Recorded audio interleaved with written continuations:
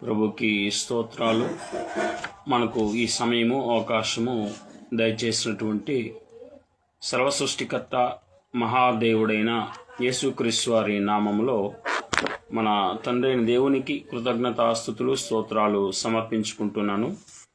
ప్రభు పేరిట మీ అందరికీ శుభాలు తెలియజేస్తున్నాను. పిల్లరా, మన కొరకు ఈ లోకానికి సామాన్య మానవునిగా వచ్చి మనుషులందరి పాపాలు, మనుషులు చేస్తున్నటువంటి తలంపుల్లో, క్రియల్లో, చేతల్లో చేస్తున్న ప్రతి పాపం నుంచి మానవుని విడిపించడానికి యేసుక్రీస్తు వారు శిలువ బలియాగం చేసి రక్తం కార్చారు.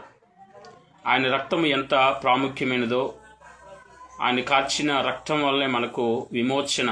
ప్రతి మానవుడు పాపం నుంచి విడుదల పొందాలి, మోక్షం చేరాలి అంటే ఖచ్చితంగా యేసుక్రీస్తు వారి రక్తం వల్లనే అది సాధ్యము. ఆయన రక్తములో ఏ పాపము లేని రక్తం అది. మానవుడు రక్తము, జంతువులు, పశువుల రక్తము ఏది కూడా పాపము నుంచి విమోచించలేదు, పాపములకు ప్రాయశ్చిత్తము చేయలేదు. కేవలం యేసుక్రీస్తు వారి రక్తం మాత్రమే మానవుల పాపాలకు ప్రాయశ్చిత్తము చేస్తుంది. ఎందుకంటే ఆయన రక్తం మాత్రమే అతి పవిత్రమైనది, పరిశుద్ధమైనది. కనుక ఈ లోకంలో ఉన్న ఏ మానవుని రక్తం, ఏ జంతువు రక్తం, ఏ పక్షి రక్తం, ఏ పురుగుల రక్తం కూడా పాపమును విమోచించలేదు, పాపముకు ప్రాయశ్చిత్తము జరిగించలేదు అని మనం తెలుసుకోవాలి. పాత నిబంధనలో రక్తము, జంతువుల రక్తం చిందించమని, పక్షుల రక్తం చిందించమని, తద్వారా పాపమును కప్పివేస్తాను అని, అంటే మీ పాపములు నాకు కనబడకుండా కప్పివేయబడతాయి, మీ పాపం వల్లనే మీ పాపాలకు ప్రాయశ్చిత్తం రక్తమే అనే విషయాన్ని నేర్పించడానికి, పరిశుద్ధుని రక్తమే మీ పాపములను నుంచి మిమ్మల్ని విమోచిస్తుందని నేర్పించడానికి, అంటే యేసుక్రీస్తు వారి లోకానికి మన పాపాలందరినీ మనందరి కొరకు, మన పాపాలన్నిటి కొరకు ప్రాయశ్చిత్తం చేయడానికి వస్తారు తగిన సమయంలో అనే విషయం మనకు నేర్పించడానికి, తెలియచేయడానికి పాత నిబంధనలో దేవుడు మీ పాపముల కొరకు జంతువుల రక్తం, పక్షుల రక్తం చిందించండి అని చెప్పారు. అంతే తప్ప అవి ఆ జంతువుల రక్తం లేదా పక్షుల రక్తం వలన పాప క్షమాపణ కలగదు, పాప ప్రాయశ్చిత్తం జరగదు అనే విషయం మనము తెలుసుకోవాలి. అయితే యేసుక్రీస్తు వారి యొక్క రక్తం యొక్క ప్రాముఖ్యత గురించి ఆలోచించేద్దాం. Importance of the blood of Christ. So యేసు రక్తము మానవుని పాపాన్ని, అవిధేయతను కప్పుతుంది అని మనము తెలుసుకోవాలి. సో మానవుని యొక్క పాపాన్ని, అవిధేయతను కప్పేది యేసుక్రీస్తు వారి రక్తం. యేసు రక్తము అర్పణను అర్పించేవాడిని, అర్పణను దేవుడు అంగీకరించినట్లుగా చేస్తుంది. సో యేసుక్రీస్తు వారి రక్తము అర్పణ అర్పించే వ్యక్తిని, అర్పణను దేవుడు అంగీకరించేటట్లుగా ఆయన రక్తమే చేస్తుంది. అలాగే యేసు రక్తము విశ్వసించు వారికి, విధేయులకు రాబో తీర్పు నుండి, శిక్ష నుండి విడుదల కలిగిస్తుంది. సో యేసు రక్తము విశ్వసించు వారికి, విధేయులకు రాబో తీర్పు నుండి, శిక్ష నుండి విడుదల కలిగిస్తుంది యేసు రక్తం. సో యేసు రక్తము మన పాప క్షమాపణ నిమిత్తము చిందించబడింది అని మత్తయి 26:28 రాయబడింది. ఎఫెసీ పత్రిక 1:7 రాయబడింది. అలాగే యేసు రక్తము మన పాపను కడుగుతుంది అని ప్రకటన గ్రంథం 1:6 7:14 వ్రాయబడింది. అలాగే యేసు రక్తము మనల్ని పాపదాస్యపు బజారులో నుండి కొన్నాది అని మనకు పేతురు గారు రాసిన మొదటి పత్రిక 1:18-19, ఎఫెసీ పత్రిక 1:7, కొలస్సీ పత్రిక 1:14 రాయబడింది. యేసు రక్తం ద్వారా దేవునితో సమాధానము కలిగి ఉంటాము. సో కొలస్సీ పత్రిక 1:20, ఎఫెసీ పత్రిక 2:14 యేసు రక్తము వలనే ప్రతి మనిషి దేవునితో సమాధానం ఉండగలుగుతాడు. లేదంటే యేసు రక్తము విశ్వసించకపోతే ఏ మనిషికి కూడా దేవునితో సమాధానం లేనట్టే. యేసు రక్తము దూరంగా ఉన్న మనల్ని సమీపస్తులుగా చేస్తుంది. ఎఫెసీ పత్రిక 2:13 రాయబడింది. సో యేసు రక్తము దూరస్తులుగా ఉన్న మనల్ని సమీపస్తులుగా చేస్తుంది. దేవునికి దూరస్తులుగా ఉన్న మనల్ని సమీపస్తులుగా యేసు రక్తమే చేస్తుంది. సో అలాగే ధర్మశాస్త్రాన్ని అతిక్రమించుట వలన మనకు కలిగిన అపవిత్రతను, శిక్షను యేసు రక్తము తుడిచివేస్తుంది. అలాగే అంటే ధర్మశాస్త్రం అతిక్రమించటం, దేవుడిచ్చిన ధర్మశాస్త్రాన్ని లేదా ఆజ్ఞలను మనిషి అతిక్రమించటం వలన అపవిత్రతతో నిండిపోయాడు, అపవిత్రత కలిగి ఉన్నాడు. దేవుని మాటలకు విధేయత చూపించక అవిధేయతలో ఉండటం వలన ఈరోజు ఎంతోమంది పాపంలో ఉన్నారు. పరిశుద్ధ గ్రంథంలో వ్రాయబడిన మాటలను విశ్వసించక ఆ మాటల ప్రకారం జీవించకపోవటం వల్ల ఈరోజు ఎంతోమంది పాపంలో చిక్కుకొని నిత్య నరకానికి సిద్ధముగా ఉన్నారు. సో ప్రియులారా, ధర్మశాస్త్రం అతిక్రమించడం వలన మనకు కలిగిన అపవిత్రతను, శిక్షను యేసు రక్తమే తుడిచివేస్తుంది. అలాగే యేసు రక్తము అనగా దేవుని రక్తము. యేసు రక్తం అంటే దేవుని రక్తం. ఏమండి, యేసుక్రీస్తు వారే దేవుడు. సో మనల్ని దేవునితో స్వకీయ సాంపథ్యంగా చేస్తుంది. ఏమండి, అపోస్తలుల కార్యం 20:28 1 కొరింథీ 6:19 1 పేతురు 2:9-10 రాయబడింది. అలాగే యేసు రక్తము మన మనస్సాక్షిని శుద్ధి చేస్తుంది. మన సేవను జీవము గల దేవునికి అంగీకారం అయ్యేటట్లుగా యేసు రక్తం చేస్తుంది అని హెబ్రీ పత్రిక 9:14 వ్రాయబడింది.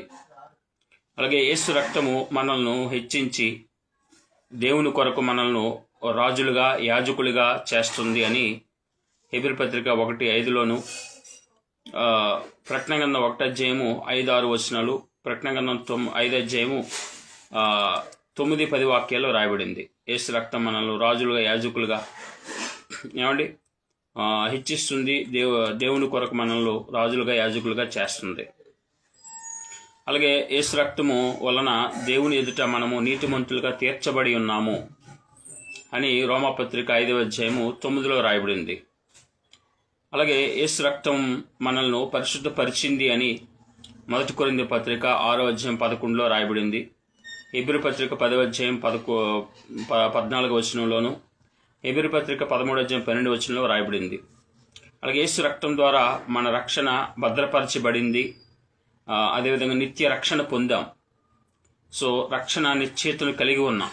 హెబ్రీ పత్రిక 10:14 వరకు, అదే హెబ్రీ పత్రిక 13:20 ఈ విషయం మనకు తెలుస్తుంది.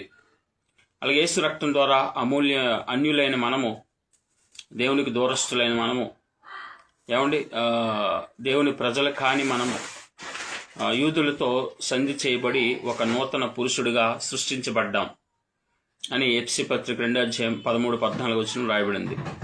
యేసు రక్తం ద్వారా మనము దేవునితో సమాధానపడి దేవుని నీతి అయ్యామని 2 కొరింథీ పత్రిక 5:20-21 రాయబడింది. యేసు రక్తం ద్వారా అతి పరిశుద్ధ స్థలంలోనికి అనగా దేవుని సన్నిధికి చేరగలుగుతున్నామని హెబ్రీ పత్రిక 10:19-22 వ్రాయబడింది. ప్రియులారా, సో అతి పరిశుద్ధ స్థలంలోనికి, దేవుని సన్నిధికి ఈరోజు వెళ్ళి మనం ప్రార్థన చేయగలుగుతున్నామంటే అది ఏమండి యేసు క్రీస్తు వారు కార్చిన రక్తమును బట్టి, ఆయన చేసిన శిలువ బలియాగమును బట్టే, ఆయన చేసిన గొప్ప త్యాగమును బట్టే మనము దేవుని సన్నిధికి మానవుడు చేరి ప్రార్థన చేసుకోగలుగుతున్నాం. ఏమండి, ఇప్పుడు దేవుని సన్నిధిలో ఎక్కడ మనం మోకరిల్లి ప్రార్థన చేస్తామో, యేసుక్రీస్తు వారి నామంలో ఏమంటే మనము ఏ స్థలంలో ప్రార్థన చేసినా దేవుని సన్నిధిలో డైరెక్ట్గా మనం ఉన్నట్టే. కనుక ఇద్దరు ముగ్గురు ఎక్కడ ఆయన నామములో కూడి ప్రార్థిస్తారో, ఆయన్ను ఆరాధిస్తారో అక్కడ ఉండే దేవుడు. ఆయన నామములో మనము ప్రార్థించినప్పుడు ఆయన సన్నిధిలో మనకు ఆనందం, ఆయన సన్నిధిలో మనకున్న బాధల నుంచి, సమస్యల నుంచి విడుదల, ఈ లోక సంబంధమైన ఆలోచనల నుంచి, ఈ లోక సంబంధమైనటువంటి పరిస్థితుల నుంచి మనకి శాంతి, సమాధానం కలుగుతుంది ప్రియులారా. ఈ లోకంలో ఎటు చూసినా అనేక సమస్యలు, ఎక్కడ చూసినా అనేక మందిలో అనేక అశాంతి, ఇది లేదు అది లేదు, అలా లేదు ఇలా లేదు అనో, లేదంటే ఎన్నో రకాలైనటువంటి పరిస్థితులు ఈ లోకంలో మనుషుల మధ్య కనిపిస్తున్నాయి. అనేక శరీర కార్యాలు మనుషుల్లో నిత్యము ఆ శరీర కార్యాలను బట్టి శాంతి లేని వారుగా ఉంటున్న పరిస్థితి.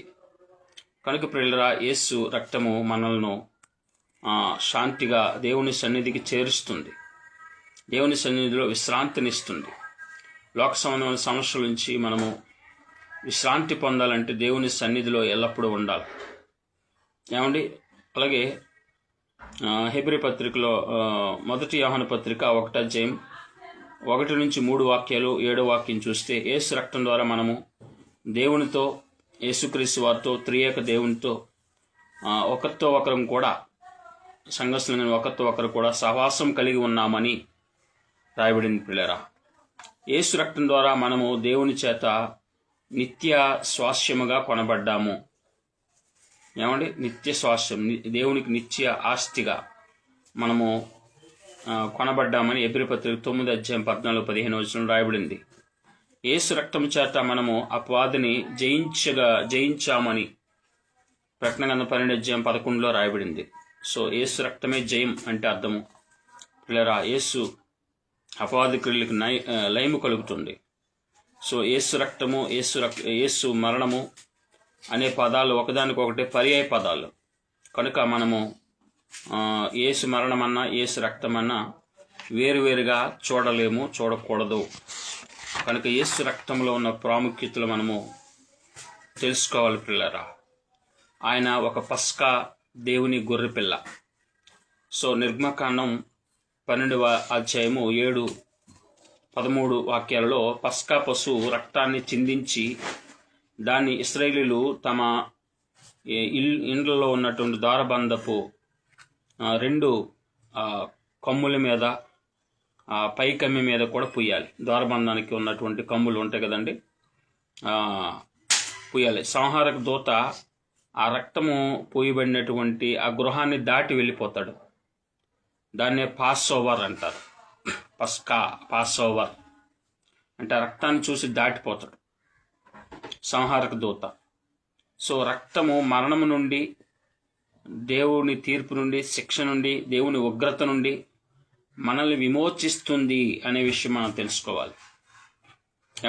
అలాగే ఈ విషయం మనకు క్రీస్తులో నెరవేరింది. పస్కా పశువు ఇశ్రాయేలీయులను, పస్కా పశువు యొక్క గొర్రెపిల్ల యొక్క రక్తము ఇశ్రాయేలీయులను సంహారక దూత నుంచి ఎలాగైతే కాపాడిందో, అలాగే ఆ దేవుని గొర్రెపిల్ల రక్తము అనగా యేసుక్రీస్తు వారి రక్తము మరణ దూత నుండి, అనగా సాతాను, మరణం యొక్క బలం కలిగిన వాడే. సో వాడి నుంచి, ఆ మరణ భయము నుంచి, మనుషులు మరణ భయము చేత జీవితాంతము ఆ దాస్యంలో ఉంచబడ్డారు. ఎవరైతే మరి ఆ దేవుని గొర్రెపిల్ల రక్తాన్ని తమ ఇంటికి, కుటుంబానికి అప్లై చేసుకుంటారో వారు ఆ మరణ భయములో నుంచి బయటకు వస్తారు. అంటే వారు లోకంలో శారీరకంగా మరణిస్తారు, దానికి భయపడరు. అసలు ఏ మరణానికి భయపడిన వాడు నిజమైన విశ్వాసులు.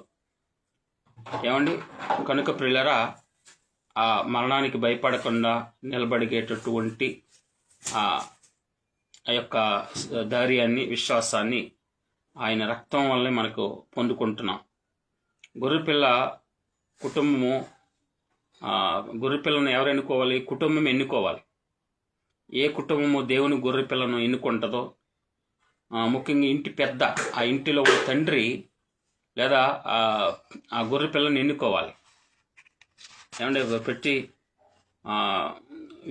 కుటుంబ పెద్ద కూడా ఆ గొర్రె పిల్లని ఎన్నుకోవాలి. ఏ కుటుంబ పెద్ద అయితే ఆ గొర్రె పిల్లని ఎన్నుకుంటారో ఆ కుటుంబము దేవునిలో క్షేమంగా ఉంటుంది.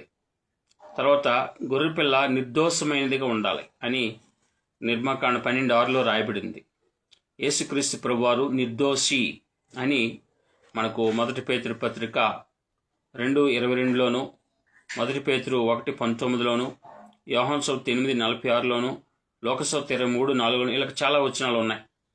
ఆ నిర్దోషమైన దేవుని గొర్రెపిల్ల క్రీస్తే. అలాగే పస్కా పశువు మగ గొర్రెపిల్ల అయి ఉండాలి. సో యేసుక్రీస్తు ప్రభువారు పురుషుడుగా ఈ లోకానికి వచ్చారు, మరి గొర్రెపిల్లగా ఉన్నారు. యోహాను గారు రాసిన 1 పత్రిక 1:29లో, యెషయా గ్రంథం 53:7లో ఈ విషయం మనకు అర్థమవుతుంది. అలాగే పస్కా గొర్రెపిల్ల ఏడాది వయసు కలిగిందిగా యవ్వన ప్రాయంలో ఉండాలి. యవ్వన ప్రాయం కలిగిందిగా ఉండాలి, మరి పసిది కాదు. నిర్మాకాండ 12:6లో యేసుక్రీస్తు వారు యవ్వనుడిగా ఉన్నప్పుడు మరణించాడని ఈ విషయం మనకు తెలియజేస్తుంది. అలాగే పస్కా పశువు యొక్క మాంసాన్ని ప్రతి వాడు భుజించాలి అని నిర్మాకాండ 12:5లో రాయబడింది. యేసు ప్రభును ఎవరికి వారే వ్యక్తిగతంగా విశ్వసించాలి, లేదంటే ఆయన భుజించాలి. వ్యక్తిగతంగా ఎవరికి వారే తినాలి. జీవాహారమైన యేసుక్రీస్తు వారిని అనుభవించాలి, ఆయనను రుచి చూడాలి, ఆయనలో ఉండాలి. సో జీవాహారమైనటువంటి ఆయన ఎవరికారు వ్యక్తిగతంగా ఆయన్ను స్వీకరించాలి. అలాగే పస్కా పశువు నీసాను మాసం 14వ దినమున వధించబడాలి. యేసుక్రీస్తు వారు కూడా అదే దినమున వధించబడ్డారు. పస్కా పశువు నీసాను మాసం 14వ దినం వధించబడాలి. సో యేసుక్రీస్తు వారు కూడా అదే దినాన్న వధించబడ్డారు. అని మన యోహాను సువార్త 13:1-29 18:28 19:14-21. అలాగే దశమి నాడు అనగా పస్కాకు 4 రోజుల ముందు పస్కా పశువును వేరు చేసి ప్రదర్శించాలి. అంటే పస్కాకి 4 రోజుల ముందు దశమి నాడు ఆ పశువుని వేరు చేసి ప్రదర్శించాలి. యేసుక్రీస్తు వారు దశమి నాడు అనగా ఆదివారం నాడు యెరూషలేములోకి ఊరేగింపుగా వెళ్ళాడు. యెరూషలేముకు ఊరేగింపుగా ఆయన వెళ్ళాడు. యోహాను సువార్త 12:1 మత్తయి సువార్త 26:1-5. ఎముకలు విరవకూడదు, పస్కా పశువు యొక్క ఎముకలు విరవకూడదని నిర్మాకాండం 12:46లో రాయబడింది. సో యేసు ప్రభువుతో సిలువ వేయబడిన దొంగల కాళ్ళు విరగగొట్టబడ్డాయి, కానీ యేసుక్రీస్తు కాళ్ళు విరగగొట్టబడలేదు. యోహాను సువార్త 19:32-36 ఉంది. కీర్తన 34:20 కూడా ఉంది. ఎవరి ఇంటికి రక్తము పోయబడి ఎవరు ఆ రక్తంలో భద్రం చేయబడతారో వారు మరణాన్ని తప్పించుకుంటారు. యేసు రక్తం ద్వారా మనము భద్రపరచబడ్డాము అని ఎఫెసీ పత్రిక 1:7లోను, 1 యోహాను సువార్త పత్రిక 1 యోహాను పత్రిక 1:7లోను, 1 పేతురు పత్రిక 1:18-19లో రాయబడింది. పస్కాను ఇశ్రాయేలీయులు జ్ఞాపకార్థంగా ఆచరించాలి. నిర్మాకాండ 12:11-14 రాయబడ్డాయి. పస్కాను ఇశ్రాయేలు జ్ఞాపకార్థంగా ఆచరించాలి. సో యేసుప్రభువు మరణాన్ని మనం జ్ఞాపకం చేసుకోవాలి అని ఆజ్ఞాపించబడ్డాం. లోకసువార్త 22:19లోను, 1 కొరింథీ 11:04-25 రాయబడింది. పిల్లరా, ఆ విధంగా మనము యేసుప్రభువు వారు పస్కా పశువుగా మన కొరకు రక్తము చిందించిన గొప్ప గొర్రెపిల్లగా ఆయన రక్తం వల్ల ఎలాంటి గొప్ప ఆశీర్వాదము లేదంటే పాప విమోచన మనకున్నదో మనము తెలుసుకుంటున్నాం పిల్లరా. కాబట్టి ఆ గొర్రెపిల్ల రక్తాన్ని బట్టి, ఆ దేవుని గొర్రెపిల్ల కార్చిన రక్తాన్ని బట్టి మనకు విమోచన కలుగు.